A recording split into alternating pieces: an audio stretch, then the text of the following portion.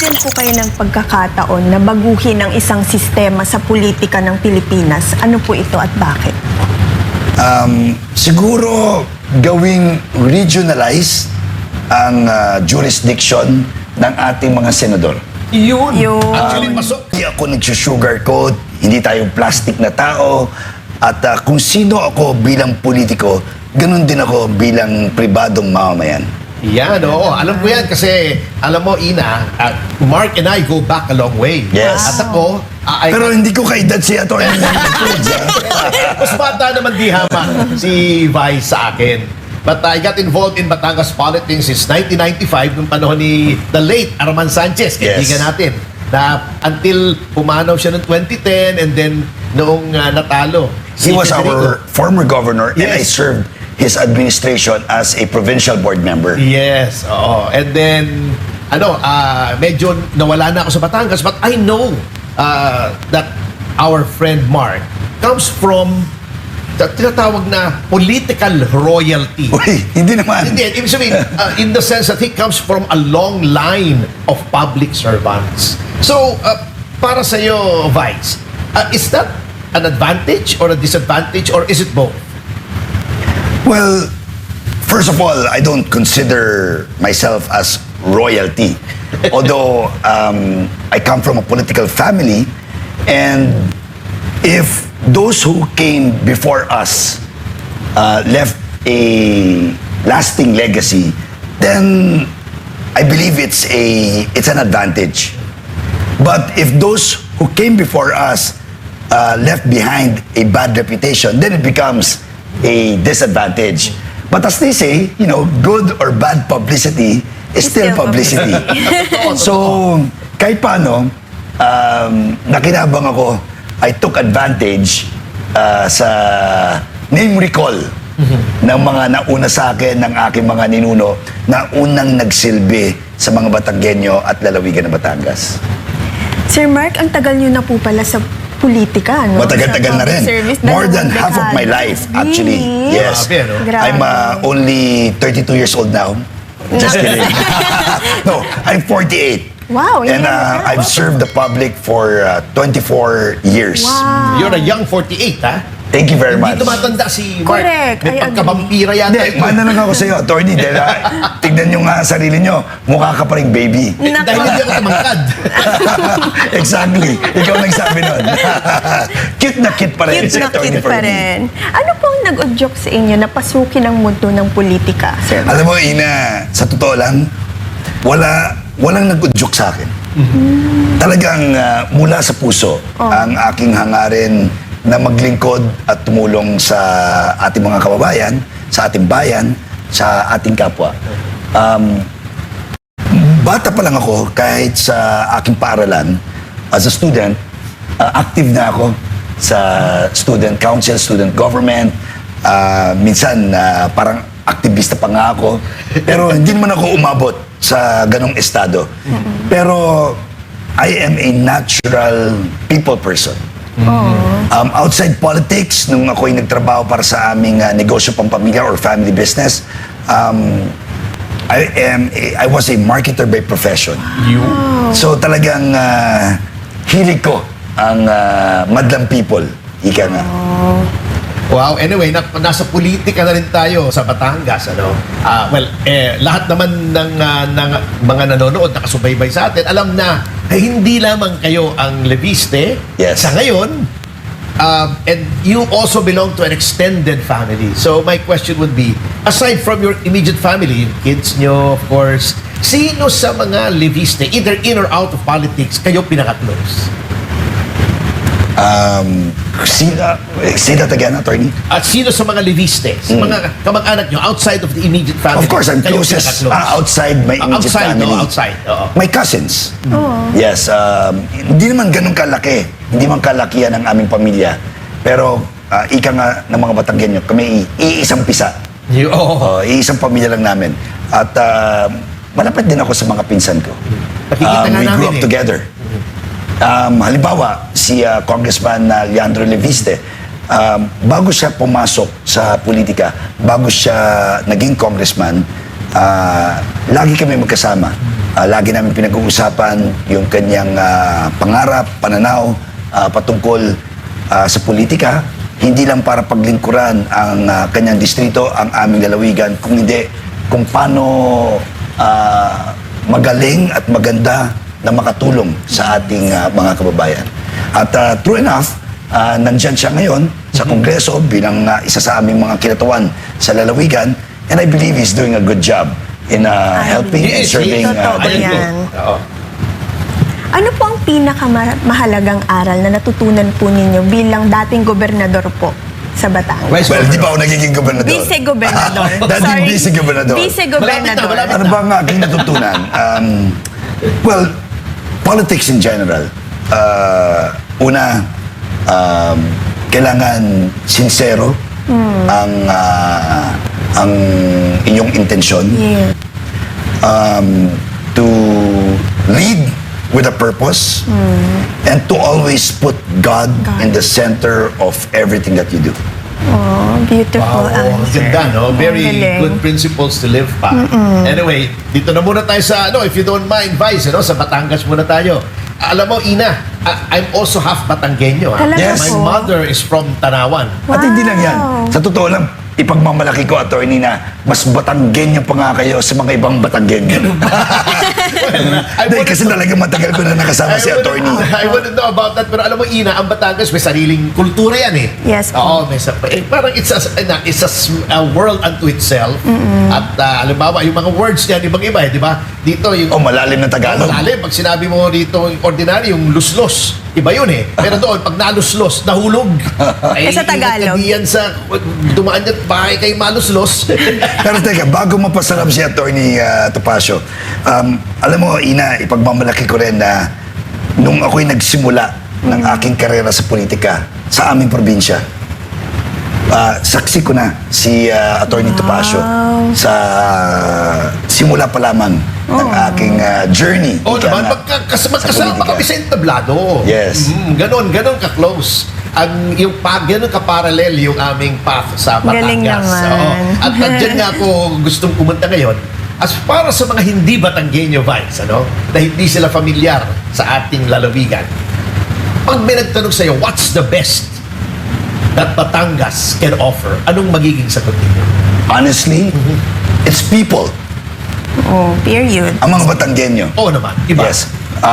Industrious, hardworking, and of course, beautiful. Beautiful. People of And Batangas. don't forget, loyal, matapat. Yan. Talaga. Hindi duplicitous ang Batanggenyo. Hindi yung iba yung sinasabi pagkaharap ka, iba yung sinasabi pagka nakatalikod ka. Totoo yan. Ganun ang Yun Batanggenyo. ang katangian ng pagiging barako ng mga Batanggenyo. Ayun, kaya naman pala. Yan o, nawawala na eh. May mga ibang Batanggenyo ngayon hindi na barako eh. Kanya-kanyang hilig yan. At sabi nga ng aking ama dati, ibigay ang hilig ng walang ligalig. Yo! Yan. Isa ng Alay sadya. isa na namang katangian ng mga Batanggenyo. Since napag-usapan na po natin ang mga katangian ng mga Batanggenyo at talagang hangang-hanga po ako Tsaka gusto kong matutunan yung mga culture ninyo, sir. May mga Siguro kailangan ka namin hanapan ng boyfriend na Kaya Batanggenyo. nga, yun. Mukhang kailangan ko yan, sir. Ay, joke lang. Pero, ready ka na ba, Ina, na magka-boyfriend ng Batanggenyo? Ala Ibang klase ng Batanggenyo. ganun ba? Oo, pag nangligaw yan. Ganun. Meron pang nakasumbit na balisong sa bulsa. Pero wag kang matakot, pero mababait yan pagka mga Oo in love. naman. Pero alam nyo, speaking of Batanggenyong panliligaw o manliligaw at yung sinasabi nyong takot, mas nakakatakot ang manligaw ng Batanggenya. Ayun. Talaga Ako, po? pagkatapang din naman. Alam ko, Batanggenya misis ko, taga-ibaan eh. Ayun. Wow, kaya Mismo, pala. sadya. Kaya ang tanong ko, paano po ba manligaw ang isang Batanggenyo? Naku, una-una, masugid. Masugid. Oo. Grabe. Alam mo, ang Batanggenyo, mawala ng yaman. Wag lang ang Wag lang ang yaman. tapang. Ganun ba? Halos, ibigay na ang lahat. Talaga po. Oo. Talagang ipapangako ang lahat mapasa akin ka lamang. Grabe. Parang si Juan, di ba? Si dating Pangulong Jose Laurel, di ba nagkakaso siya? A long time ago pa naman yun. Pwede na siguro pag-usapan, di ba? Nagkaroon siya ng karibal niya, nasaksak niya. Totoo po Tama, ba yan? tama. Oo, yung naging Pangulo nung panahon ng Japanese occupation, Jose P. Laurel Sr. Tatay ni Doy. Wow. Oo, ni Doy Laurel. Nasaan yan? Nasa Supreme Court report yan. May sinaksak siya. Sinaksak siya. Ano naman nangyari doon sa sinaksak niya? Ay, self-defense, sabi ng Self-defense. Korte Suprema. Okay. Anyway, after so many decades in public service, Vice, ngayon medyo nasa pribadong pamumuhay po kayo. Yes. Okay ba na do you find it quieter, more peaceful, o namimiss nyo yung dating kayo ay nasa serbisyo publiko? You know, I believe that once a public servant, always a public servant. Hindi na mawawala sa akin yan. Yung sa Hindi dugo. mawawala sa aking sistema, sa aking puso, diwa at kaisipan. The advantage of being private now is I'm able to rest. I have more control of my time and my priorities. Pero hindi ibig sabihin na ako ay tumigil at titigil sa pagtulong at paglingkod. In my own little way, patuloy pa rin tayong tumutulong sa higit na nangangailangan sa ating lipunan. I can tell. Kasi pina-follow ko po si Sir Mark Levista sa Instagram at kahit wala po siya sa posisyon, talagang patuloy po siyang tumutulong sa kanyang Sabi nga niya, nasa fellow puso yan eh. Batanggenyo. Nasa genes. Diba? Ayoko magbuhat ng sariling bangko, hindi ko naman ugali yan. Pero ang passion ko ngayon ay tumulong sa mga potential athletes, national athletes, na mabigyan sila ng exposure, matulungan sila sa kanilang training. Kamakailan, me and my girlfriend, Ira Lopez, who actually is extreme athlete, professional athlete. I didn't know that. Triathlon and Runner po runner, sila, cyclist runner. also. Tumulong kami sa isang Filipina marathon runner who actually holds the current record for the fastest Filipina to run a marathon. galing. Yes. On the other hand, kami ng aking panganay na anak na si Ronin ay tumutulong sa pagpapaaral ng mga kabataan na gustong magpare, Wow. gustong pasukin ang priesthood. Talaga? So, yun po ang aming munting paraan para makatulong sa mga less privileged. Sir Mark, bilang isang public servant by heart, kung mailalarawan niyo po ang sitwasyon ng politika sa Pilipinas ngayon sa isang word, sa isang salita, ano po ito at bakit? Pangkaraniwan. Gusto ko sana sabihin as usual. Loaded As yun. usual. Politics as usual. But you know, I just came from the United States. I went on vacation, attorney. Pati naman sa Estados Unidos, magulo ang politika. Pag sinusubaybayan mo yung mga politika sa Europa, magulo din naman ang politika sa kanila. Ganun din sa ating mga kapitbahay here in the Asian region. May kanila silang mga masalimuot na political issues. So, sa palagay ko, talagang anyo ng politika na magulo. But you know, if you compare politics to other spheres of life, family relationships, even romantic relationships for that matter, sa corporate world, sa mga negosyo, may kanya-kanyang challenges at issues din yan. So, itong buhay at mundong ating ginagalawan, hindi yata mawawala ang pagsubok at mga hamon. Depende na lang yan sa, well, you mentioned politics, pinuno sa mga tao na on how to deal with it. Hindi yan mawawala sa ating sirkulasyon. And our kind of politics is really nothing new compared to the past sa ating kasaysayan, even if to be compared to the politics of other nations. Yan. So as usual, Tinitinan ko pangkaraniwan. si Sir Mark sa monitor, mukhang hawig ni Aga Mulak. Yan, no? Kayo lang nagsabi nun. Ay, oo nga, no? Kayo lang nagsabi nun. Diba? Ay, oo. Actually, marami ang Diba? nagsasabi. Aga Mulak, oh. Pag Marami ang nagsasabi nakasabi sa akin yun. na kahawig ko raw si BBM. Ay, hindi, malayo. Malayo naman po. Oo. Hindi ka naman lutang eh. Ano ba But you know, yun? minsan ako'y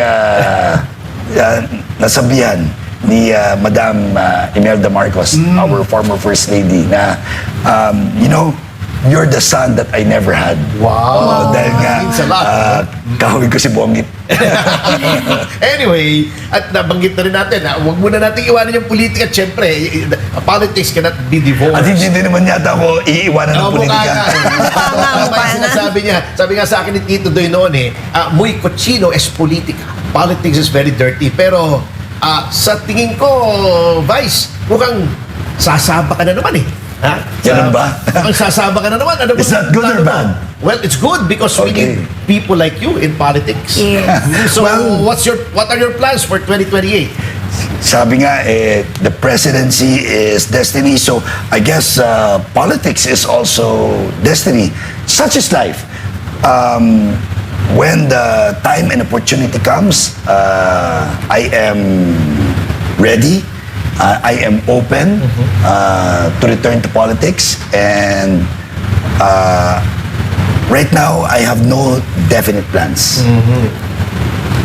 If you're asking what position, what office, Yes, medyo kasi malapit na whether eh. local or otherwise, I have no definite plans at the moment, but I am always open and ready to return to politics. Ayun. Pero sana, we will pray that you are led back to politics. because Correct. We need people like you. Amen. Amen. Iyan ay aking ipapasa Diyos. Sir Mark, kung bibigyan po kayo ng pagkakataon na baguhin ang isang sistema sa politika ng Pilipinas, ano po ito at bakit? Siguro gawing regionalized ang jurisdiction ng ating mga senador. Yun. Yun. Actually, pasok. Same kayo. Federal. Federalism ko eh. Hindi ko sinasabing ako'y eksperto sa federalismo, pero sa palagay ko bilang archipelago, yun ang nababagay at napapanahon para sa ating mga Pilipino, para sa Pilipinas. Agree ako dyan, actually. At I hope it starts from Batangas kasi si Tito Doy Laurel, with whom I had the privilege of working for more than 3 years. Yan ang kanyang pet na advocacy, federalism.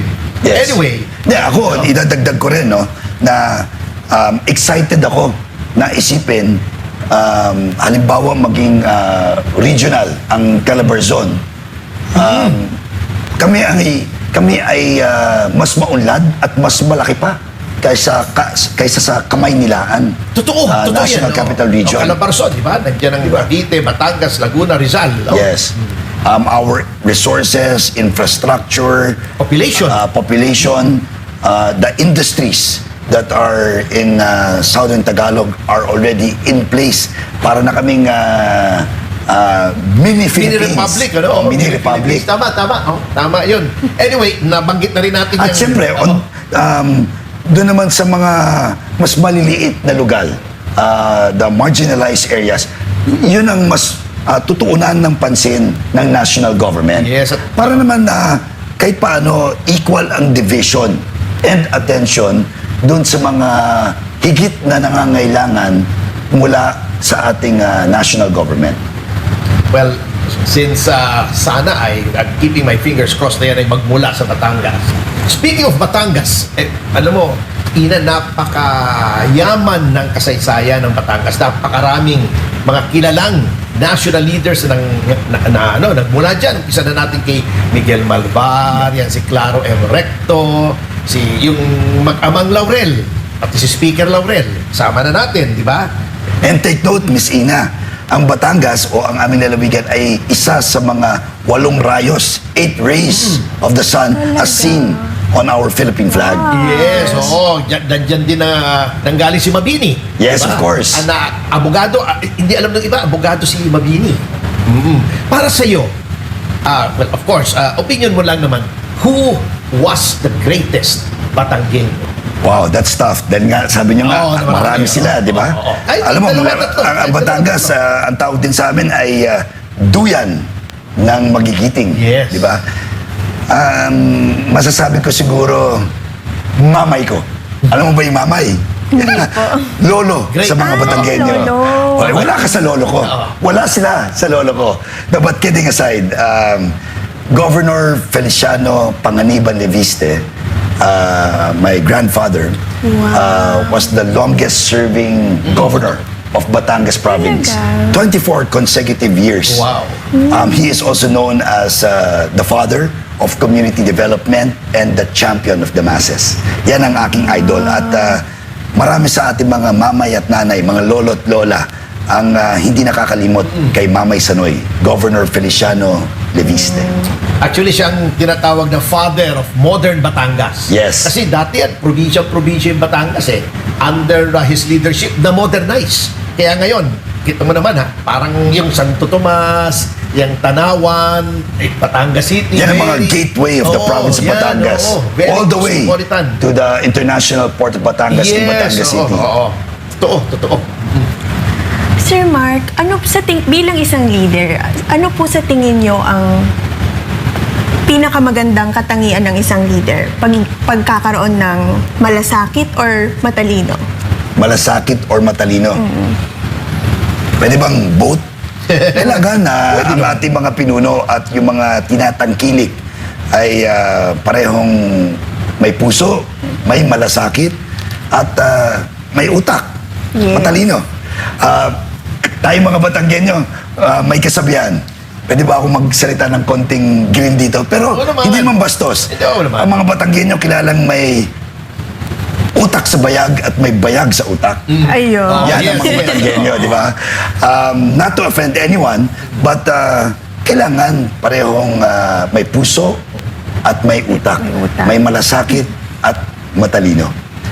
And if I may add, Attorney and Ina, higit sa lahat, kinakailangan may takot sa Diyos. Correct. I agree. Baliwala ang lahat. Talino, puso, kung walang takot sa Diyos. Doon yata magsisimula ang lahat. Okay. Well, politics pa rin ha. Kasi first half pa lang naman tayo. Later on, we will get more up close and personal. Yan. Pero, Diyan ako kinakabahan. medyo isa-segue ko na. Having been in public life for more than 2 decades, more than half your life, ano? Yes. Anong isang bagay na kay Mark Leviste na hindi alam ng publiko after all these decades? Wow. Total live tayo, pwede sila na lang magsabi. Kasi sila ang nakakaalam eh. No, but, Or maybe, let you me know, rephrase Attorney, it. hindi naman sa pagyayabang, but I take pride that my life is an open book. What you see is what you get. Kung ano ako sa social media, kasi doon ako active ngayon, ganun talaga ako. Ganun na ang aking pagkatao, ganun ako sa publiko, ganun ako sa pamilya ko, ganun ako sa piling ng aking mga mahal sa buhay, sa aking mga kaibigan.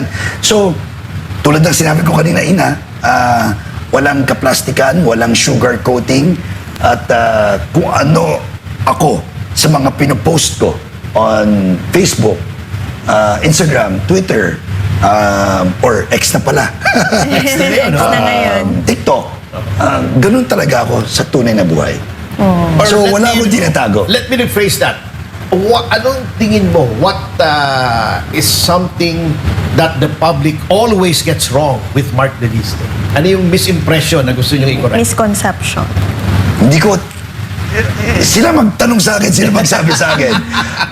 I don't know what are the misconception or misinterpretation, but hindi naman ako perfectong tao. Yeah. Wala naman. Yun din naman ang sasabihin ko. Wala naman ganun. Meron din akong si mga Professor pagkakamali. Perfecto Fernandez lang ang perfecto. May mga pagkakamali, may mga pagkukulang, at meron din ako nagawang mga kasalanan. Pero ang natutunan ko bilang Kristiyano at may takot sa Diyos ay magpakumbaba. Laging magpakumbaba. Correct.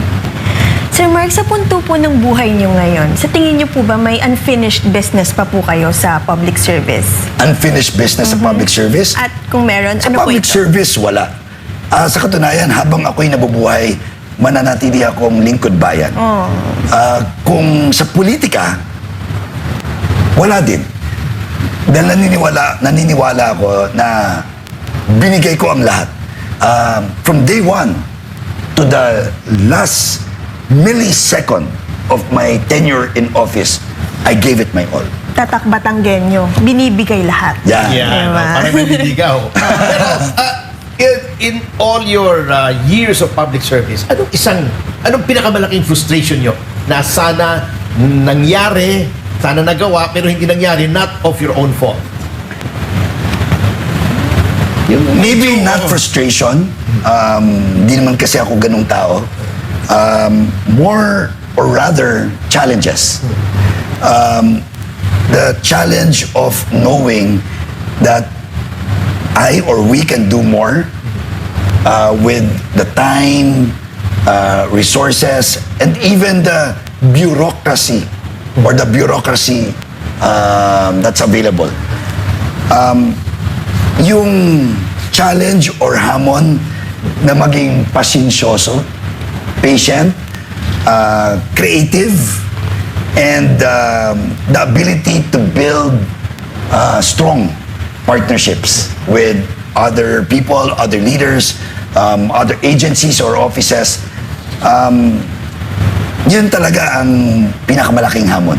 Yung i-maximize mo yung oras mo, yung kakayahan mo, pati na rin yung pondo o kaban na available. Dahil it's never enough. Not enough time, not enough resources, not enough funding, but dahil sa kagustuhan mo na makatulong, tulungan ang ating mga kababayan, mairaos sila sa mga pagsubok na kanilang pinagdadaanan. Hindi ka titigil eh. Hindi ka titigil. Sa katunayan, kahit yung sarili mong oras, sarili mong kakayahan, sarili mong pera, pondo, halos ibibigay mo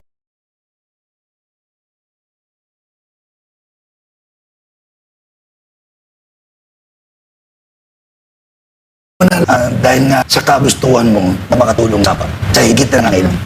That's the essence of public service. Yes, talaga, yes. no? Anyway, Gusto niya calling. yes. Anyway, VG, you've served under different governors. Yes. How would Three. Three, no? For the record. Oo, si Ate V. Well, no, let's start with the late Arman Sanchez. Oh, Arman Sanchez. I was a one-time board member, one-term board member from 2004 to 2007. And then I ran as his vice governor in 2007. Yes, oo. I made it. Oo. Unfortunately, He did not. Governor Oo. Arman did not win his re-election. Oo. So, si Ate as a V ang result, ano nyo? I Oo. served Governor Vilma Santos Recto for 3 consecutive terms or 9 years from 2007 to 2016. That actually made me the only vice governor that served for 3 consecutive years. Totoo yun. History yun. 3 consecutive terms. Oo. And when I won as vice governor in 2007, I was 29 years old at that time. That made me the youngest elected vice governor in the history of Batangas. Ang Pilipinas pati, ano? No, I think Hindi ba? the likes of Senator Ninoy Aquino Okay. was younger when he became vice governor of Tarlac and governor actually. I took a break for 1 term when I exhausted my full tenure as vice governor, 3 terms or 9 years, and then I made a successful comeback as vice governor in 2019, but this time with Governor Hermilando Yes, Dodo of Mandanas. course. Oo. So I served Governor Mandanas for 6 years or 2 terms. So again, that's another feather in my hat. Oo. I'm the only vice governor who ever served the province for 5 terms. Grabe, no? Oh, grabe. So, Very how would you inspiring. compare yung mga naging gobernador po ninyo? I don't compare them. May kani-kanila silang No, what I mean is, I'm not asking sino mas personality. pinakamagaling or ano. Hindi ko rin masabi kung sino ang pinakamagaling dahil sa tunay na buhay. How do you compare Sa tunay na that? buhay, lahat sila magaling. Okay. But if I would mention or highlight yung mga qualities strong qualities nila, of each. si Governor Arman, talagang ako'y hanga, saludo sa kanyang political will. Alam mo naman yan, Attorney. Yes. Magkasama tayo. Lininis niya ang Kapitolyo. At nagkaroon ng disiplina sa pamahalaan panlalawigan ng Batangas nung siya ang gobernador. Si Ate V naman. And then, extreme. Si Ate V naman, motherly. Yung compassion. Yes. Yung compassion ng isang ina. Talagang naramdaman namin sa kanya. Siya talaga ang naging ilaw.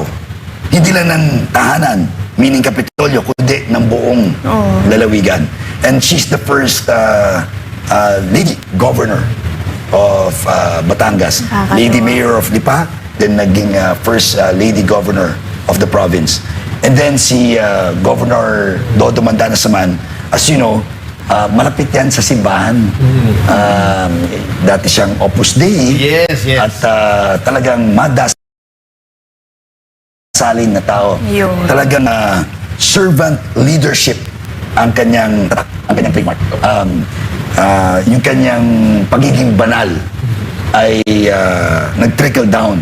Hindi lang sa kanyang mga katrabaho, kundi sa mamamayan ng Batangas. Ayun. So, sabi ko nga nung ako'y kumandidatong gobernador in 2016, kung maipagsama-sama ko lang ang magaganda at mahuhusay na katangian ng mga pinuno na aking pinaglingkuran, Governor Arman Sanchez, Governor Vilma Santos Recto, isama ko na rin si dating senador at ngayon Executive Secretary Ralph Recto at si Governor Dodo Mandanas. I think that's the best of the best Wow. that a leader can offer to the province of Batangas. Medyo napapasarap at umiinit ang ating Pero usapan. O, pagpahingayin May muna commercial natin. break pala dito. Yes. Kaya huwag po kayong aalis dahil magpapatuloy pa ang ating masayang kwentuhan kasama ang ating panauhin ngayon na walang iba kundi ang former Vice President ulit. Vice Baka Governor. magdilang anghel ka. Magdilang anghel ako, no? Vice Governor ng Batangas City, Sir Mark Leviste. Small Talk will be right back after the break. Small talk, big conversation, start here.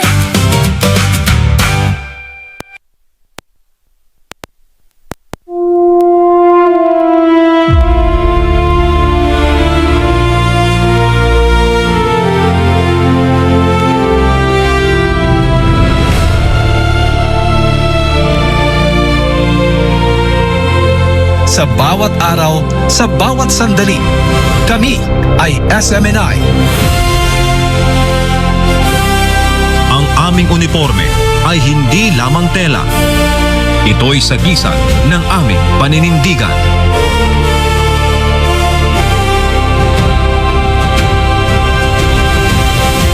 Ipinagmamalaki natin ang ating bansa at ang ating pagiging Pilipino. Pinagsama ng nagkakaisang layunin, ating isinusulong ang revolusyon sa media. Ang templong tahanan ng Diyos at ang sinag, ang instrumento ng katotohanan, at liwanag na nagmumula sa iisang may likha. Pula, ang pag-ibig na nananalaytay sa ating mga ugat. Ang dugo ng bawat bayaning Pilipino na nagbuwis buhay para sa inang bayan. Itim, ang kapangyarihan ng bansa at soberanya na tanging sa mamamayan lamang. Ang bawat Pilipinong handang ipagtanggol ang kalayaan at katarungan. Puti, ang kapayapaan at pag-asa. Taglay ang katapatan sa lupang sinilangan. Kami ang SMNI. Salamat sa inyong walang sawang pagtitiwala at pagpanig sa katotohanan.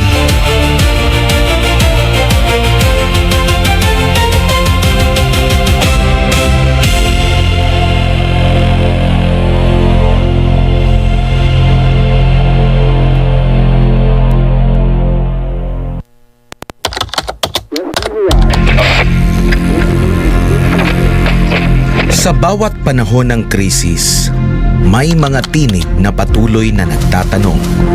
Hindi para sirain ang pamahalaan, kundi para panagutin ito.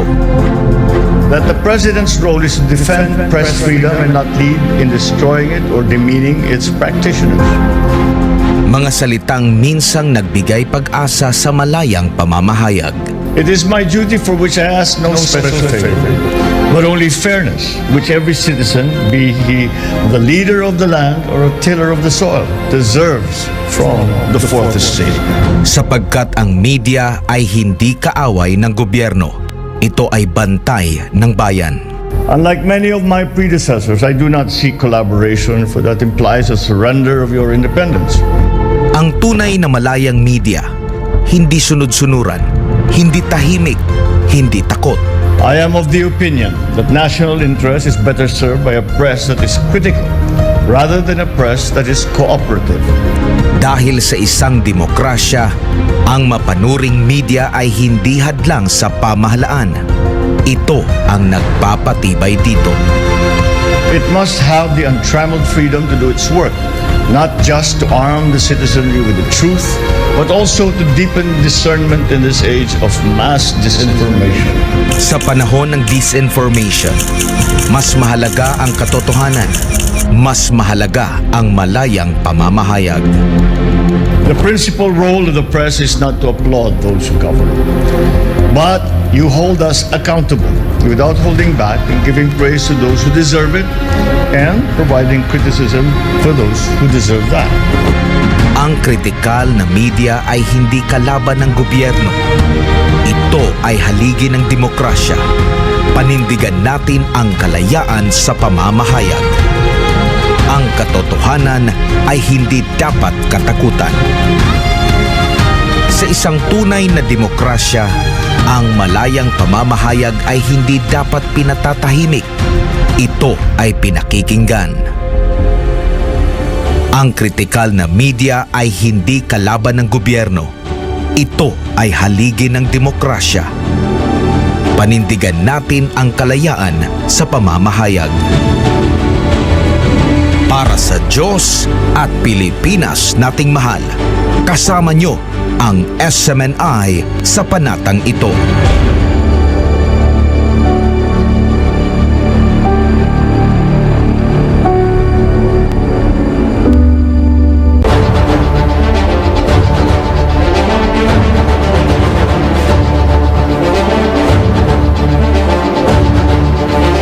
In a world that craves the light of truth, One Network stands as an immovable beacon.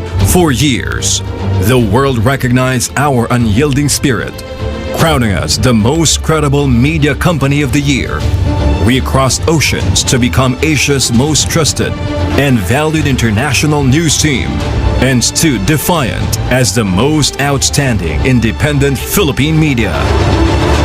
Now, in the year 2026, we still face the howling winds of challenges. They bend the law, trying to make us silent. They spread fear to make the industry turn away. But they have forgotten one absolute truth. SMNI is not built on the fleeting praise of fearful men. We are built in trust. Whether the recognition echoes loudly in the grand halls or sits silently in the living rooms of millions, our foundation cannot be broken.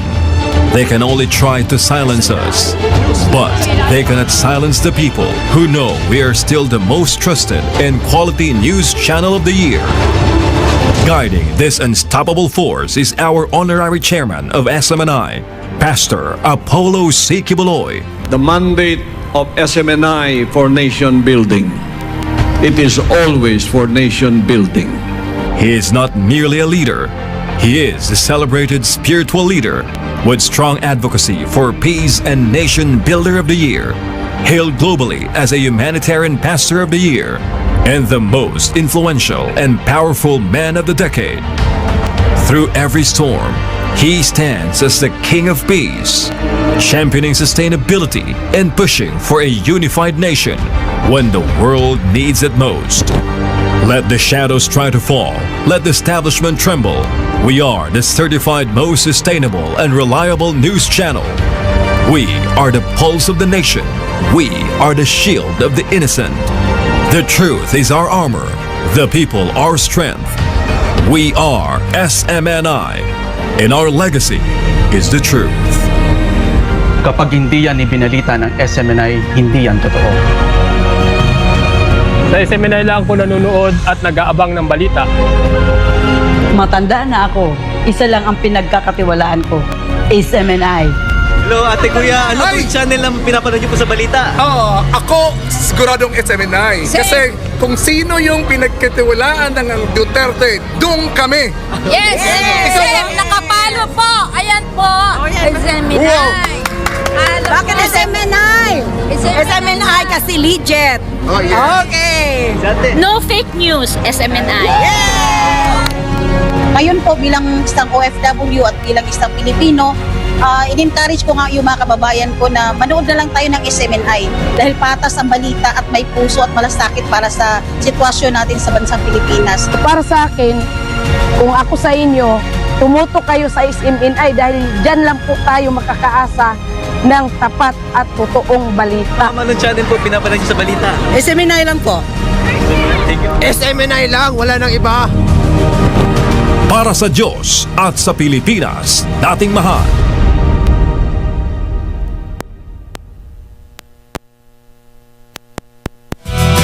Small talk, big conversation, start here. Yes, we're back!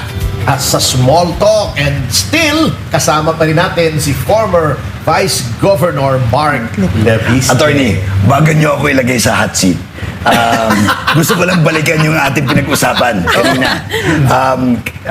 Hindi ikinumpir ako or ibinahagi ko yung aking naging karanasan in working with some of the great leaders of Batangas para lubos na maunawaan ng ating mga taga-subaybay yung aking experience and exposure in Batangas politics.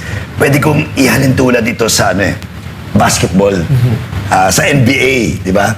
Na tila nakalaro ko sina Michael Jordan, Kobe Bryant, and LeBron James. Yan, oh. At pinagsama-sama ko ang lahat ng magaganda at mahusay na katangian nila upang maging magaling na manglalaro.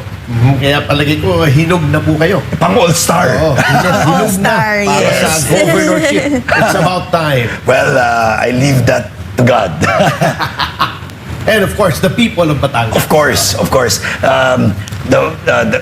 The voice of God or the voice of the people is the voice of God. Yes, okay. Well, Ina, personalan na. Yes. Eto si Mark, personalan na.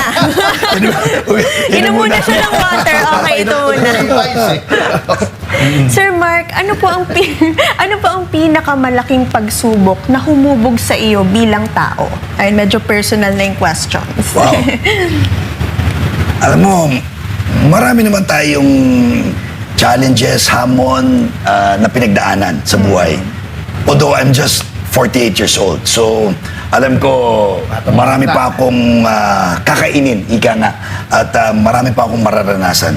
But I guess, one of the biggest challenges and life-changing moments of my life ay nung naging batang ama ako.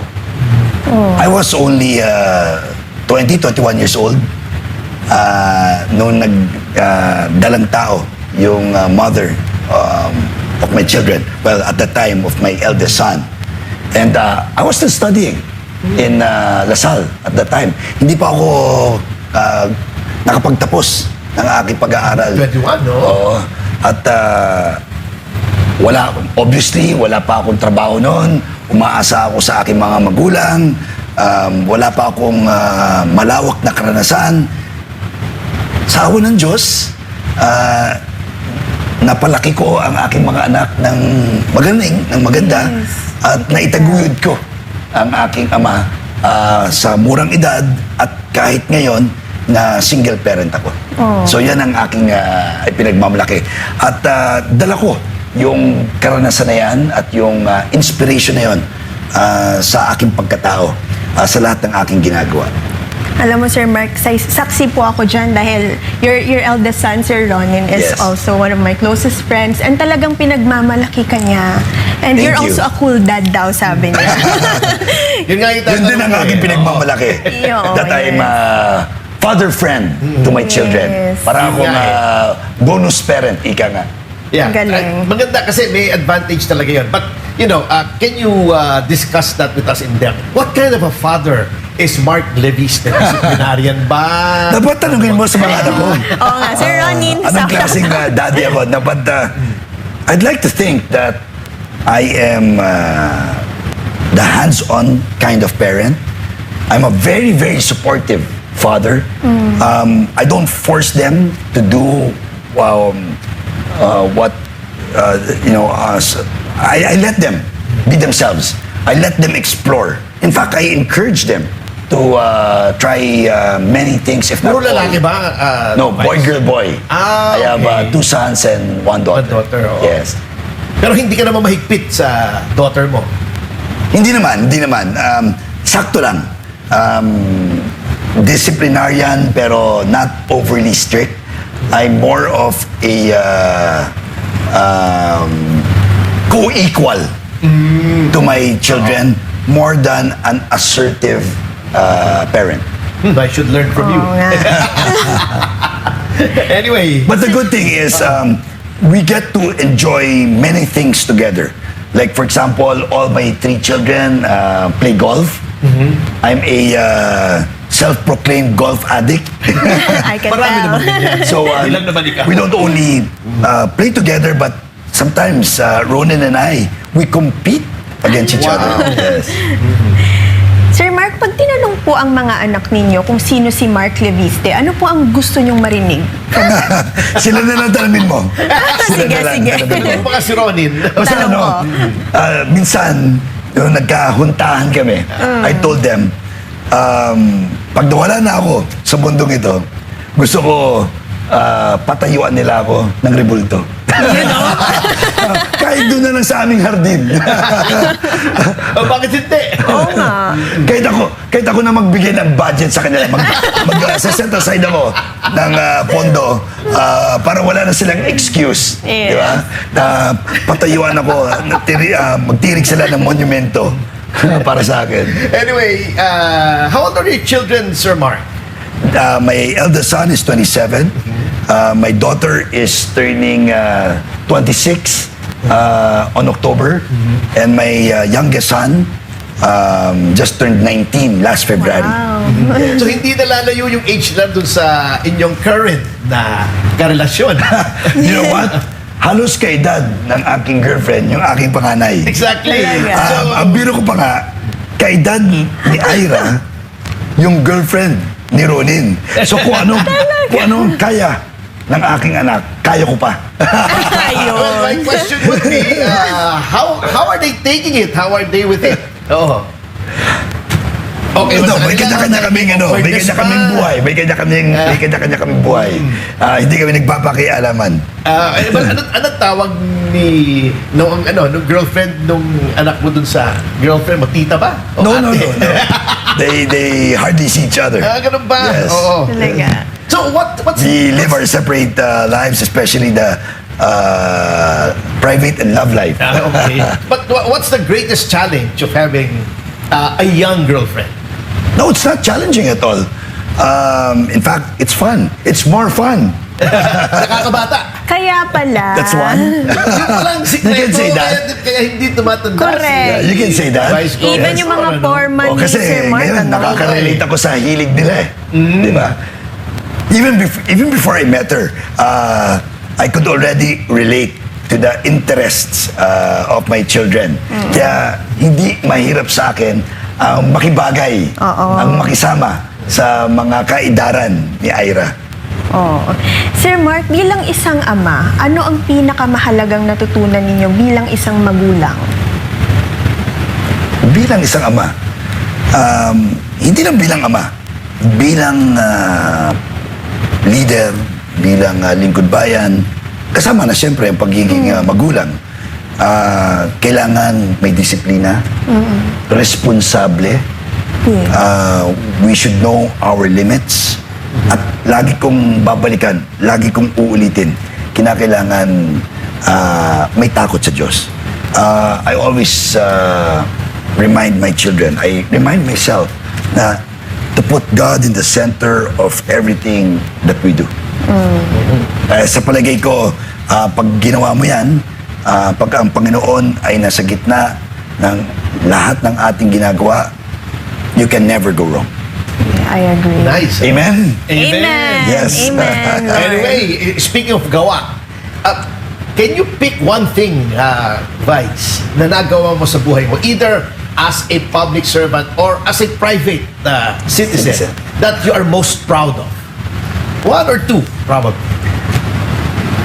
Raising my 3 children well. Being a good father to my dependents. Talagang yan ang pinagmamalaki ko.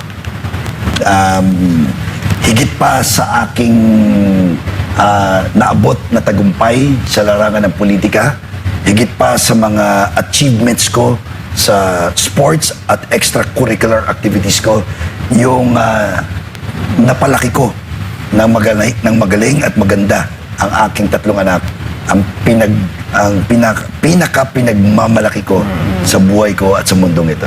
Alam mo, Sir Mark, hanga ako sa iyong pagiging God-fearing. Eto, tanong ko po, ano po ang pinagdarasal ninyo? Pinagdarasal?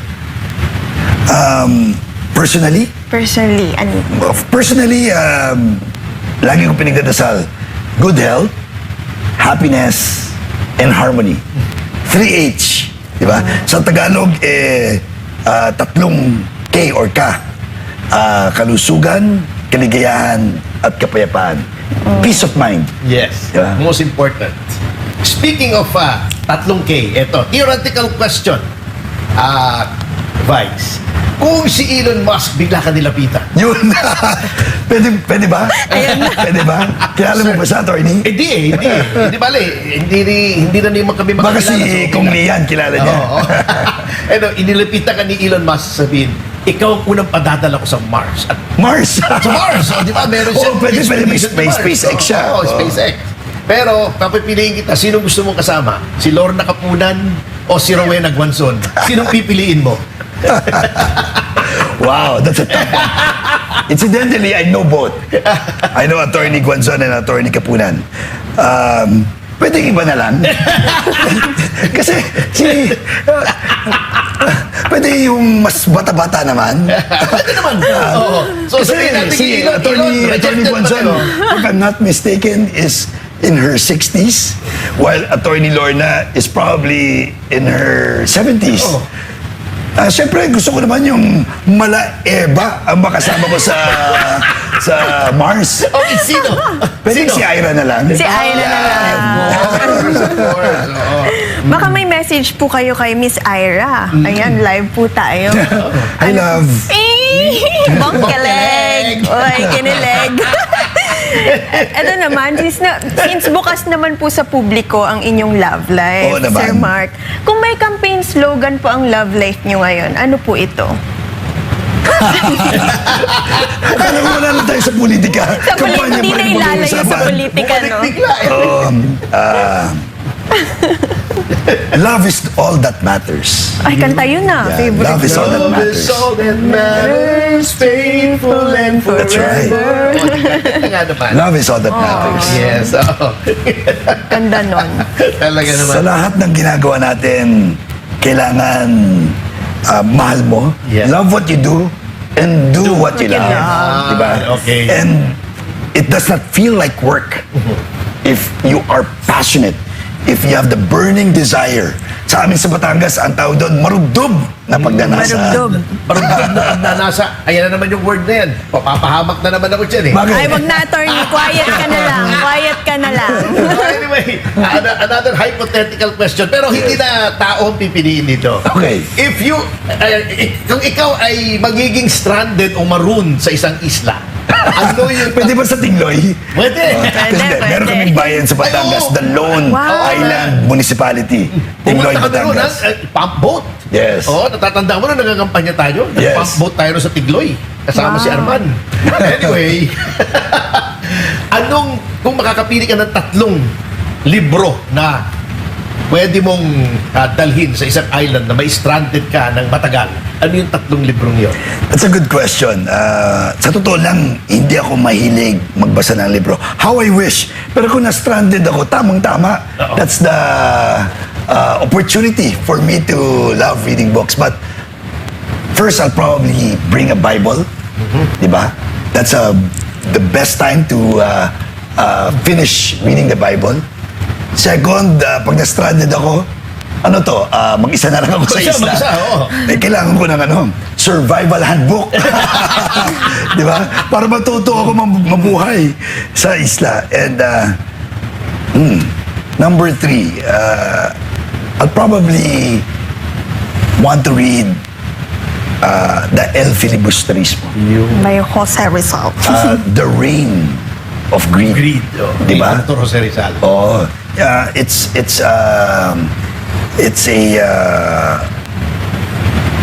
it talks about corruption, the mistreatment of people, revolution. Does that sound familiar? Oh, mukhang angkop sa kasalukuyan. At napapanahon na yun, di ba? Kaya sabi ko, siguro El Filibustrismo. Maliban sa ito ay continuation ng Noli Me Tangere. Yes. Sir Mark, sa palagay ninyo, ano po ang mas masakit? Matalo sa election or matalo sa puso ng mahal mo? Ano ba tanong yan? Alam mo, si Ina, pag nagtatanong, talagang hindi niya maiwasan na haluan ng politika.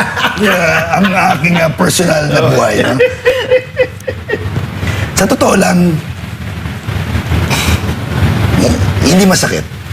Sabi nga nila, di ba, there are no mistakes, only lessons. So, if you think positive, hindi dapat ituring itong masakit. Manapay, ito ay aral. You will learn and actually grow from it. Elections are won and lost. Ganun din ang pag-ibig. May masaya, may nasasawi. Di ba? Ganun talaga ang buhay. You may have lost now, but later on, there's still a chance that you can win. Maaring nabusted ka or heartbroken ka ngayon, pero may makikilala kang magpapaligaya din sa'yo. Makakalimutan mo na rin yun. Di ba? So, you just learn from it and grow from your experiences. Kaya, para sa akin, hindi ko ituturing masakit ang matalo sa isang halalan o masawi sa pag-ibig. Pero masakit po sa bulsa, ano? Yan naman ay madaling kitain. Sa mabuting paraan. Sa mabuting paraan. Hindi sa maleta. Hindi sa maleta. Walang mali-maleta sa mga libiste. Correct. Anyway, speaking of karanasan, Vice, kung mayroong isang chapter sa inyong buhay na maaari niyong balikan, not to change anything, pero parang maranasang muli, ano yung chapter na yon? Wow, marami yan. 48 years, yung maranasan muli. Kahit marami. Oo, masarap nun. Sarap nun. I cannot really choose one. I'll choose a few. Yung talagang gustong-gusto niyong ma-relive ulit. Pag-iisipan ko na mabuti yan. But if you're wondering kung may mga pinagsisisihan ako or regrets in life, wala. Talaga po. Yan talaga. Wala akong pagdadalawang isip, wala akong pinanghihinayang sa aking pinagdaanan, nagawa. And I am always excited for the future. What tomorrow brings. Tama yun, Ina. Alam mo, regret is such a useless emotion. Wala kang mapapala sa regret. Yes, I agree with you. I second the motion, Your Honor.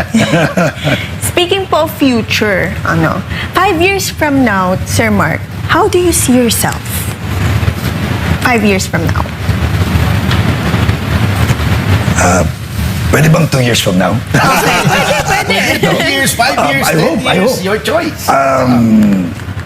I hope I will be given another chance to help lead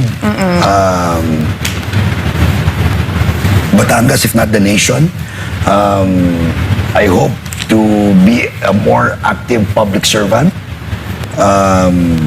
May tinatapos akong bahay sa Batangas ngayon. Pangarap ko talaga na matapos na yan once and for all. Pag natapos, imbitahan nyo naman kami. Oo naman. Doon sa aking munti at maliit na lugar. Congratulations. Yan talaga pinag-uubusan ko ng panahon ngayon.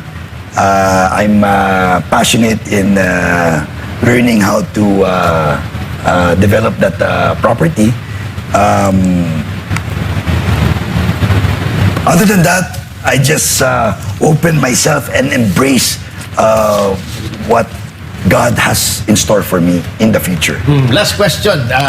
Balik tayo. Last na ba to? Hindi, last. Ako. Kasi may rapid fire Direk, pa. pwede bang ano? May rapid fire. Extension, 30 more May minutes. rapid fire pa. Ayun, Last napasarap yung hypothetical usapan. question. Tanungin mo sa mga followers kung okay lang Napapasarap yata 30 more minutes. Vice, ito. Sino ba namang hindi matutuwa pagkasama mo si Miss Ina? Inax naman. Hypothetical question. Last na to sa hypothetical bago mag-rapid fire. July 1, 2028, nanalo kang gobernador. So, gobernador ka na. Oo. Umupo ka. Anong unang-unang gagawin mo? Magpasalamat sa Diyos. Ayun.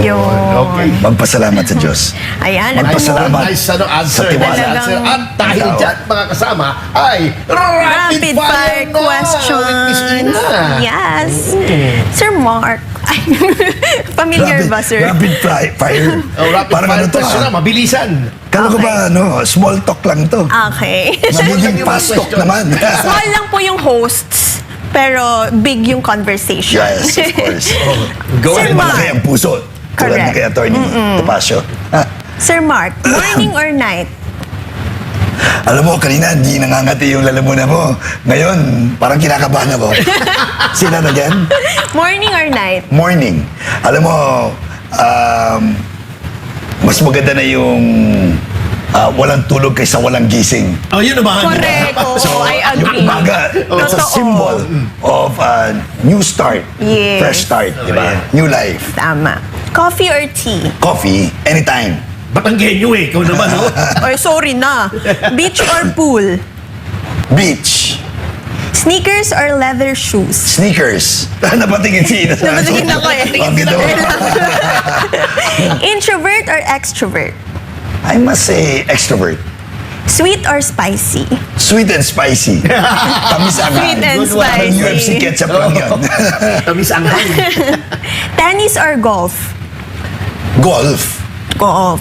Phone call or text? Phone call. Books or Old school tayo eh, podcasts? Atty. Di ba? Yes. Pareho tayo. Books or podcasts? Podcast.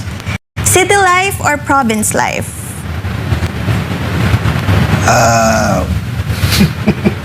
Both. There are days where I wanna chill in the province. There are days where I wanna hang out in the city.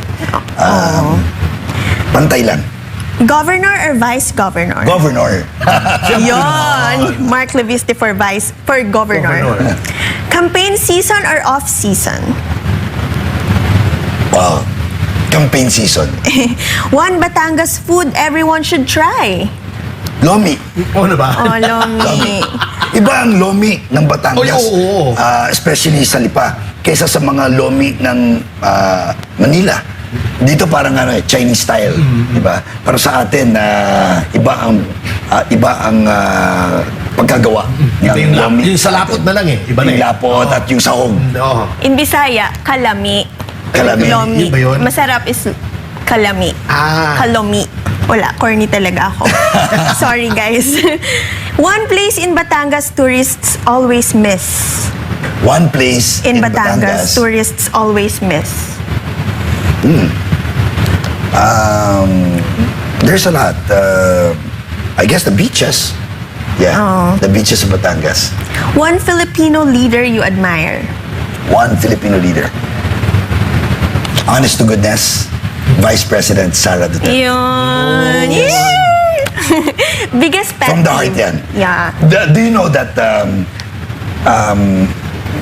during my birthday, and my birthday is Christmas Day. Okay. Wow. All I really wanted for Christmas was to spend it with the Vice President. Aw. And she gave me that rare and special opportunity to spend Christmas and my birthday with her. Talaga po. More than anyone else. Very touching. So kasama ko yung aking dalawang anak na lalaki kasi yung aking anak na babae nasa Amerika ng mga panahon na yun. Magtatagpo pa lang kami. And we went to Davao and spent Christmas morning with the Vice President. Ah, kaya pala March siya kasi pinanganak siya ng Christmas. Oh, labo! March? March Leviste? Ay, December yun eh. Sir Mark, biggest pet peeve? Pag-iisipan pa na mabuti yan. Hindi ako handa Kaya na. yata siyang pet peeve eh. 3 words your closest friends would use to describe you. 3 words. 3 words. Sabi ko sa'yo, tanong mo na sa kanila eh. I can't think of 1 or 3 right now. Si attorney na lang, tanong natin. 3 words that describe Ayan. Oh, Sir sige, Mark sige, sige, Leviste. sige, okay. Sincere, loyal, and intelligent. Thank you, thank you. Thank you very much. From the heart yan. From the heart yan. Coming from a sincere, loyal, and intelligent person like Attorney Ferdy, Maraming salamat. that means a lot. That means a lot. Thank you very much. Sincere yan. From what I know of him. Ayan. may asterisk din may kulatida. Oh, may comment. Sir Mark, may mga comment from Romel Mandap, yes. Mandap watching via YouTube. Hello po, watching from London. Wow, from London. Tama po ang sabi ni ex-Vice Governor. Dapat ang mga opisyal ay may talino, pagmamahal sa kapwa at higit sa lahat ay may takot sa Diyos. Ayun ang pinaka-importante. Yun. Romel, nanood ka ba ng laban ng ating kababayan, si Alex Ayala? Sa Wimbledon, London. Oh, yes. we're proud of Ayun her. nga, no? Of course. Yeah. The highest Congratulations. na narating Ng isang Pilipina. Isa pa. Oo. Shout out sa mga nanonood right now sa Hong Kong, London, UK and South Korea. Maraming salamat po sa pagsubaybay at sa mga Batanggenyo. Thank you very much. Mukhang marami kayong taga-subaybay mula sa London. Kaya Maraming mga nga Batanggenyong talagang... Maraming Batanggenyo sa Italia. Talagang doon, talagang parang mini Batangas na. Hindi pa po tapos ang rapid fire. What scares you more? Losing an election or disappointing your family? Oh, because- Disappointing my family, of Yeah. course. Yes. Finish the sentence. Success is... From God. Oh. Finish the sentence. Public service is...